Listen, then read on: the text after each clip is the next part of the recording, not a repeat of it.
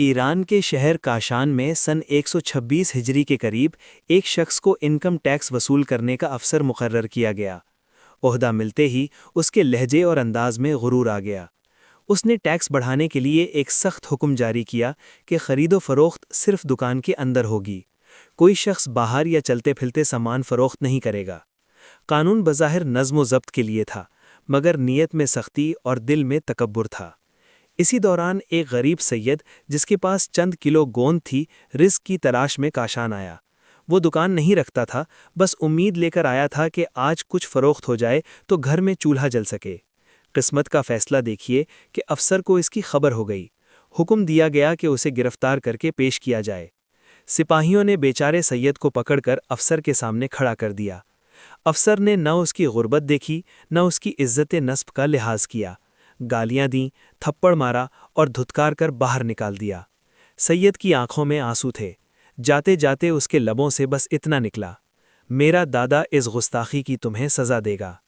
یہ جملہ افسر کے کانوں تک پہنچ گیا۔ غرور کو اور آگ لگ گئی۔ اس نے دوبارہ سید کو بلوایا۔ اب اس نے اور زیادہ تشدد کیا اور طنزیہ انداز میں کہا، جاؤ اپنے دادا سے کہو میرا بازو اپنی جگہ سے ہٹا دے۔ یہ کہہ کر وہ ہنسا، گویا اس نے بہت بڑی بہادری دکھائی ہو۔ مگر تاریخ گواہ ہے، ظلم کی ہنسی زیادہ دیر قائم نہیں رہتی۔ روایت میں آتا ہے کہ کچھ ہی دن گزرے تھے کہ اسی افسر کے بازو میں شدید درد شروع ہوا۔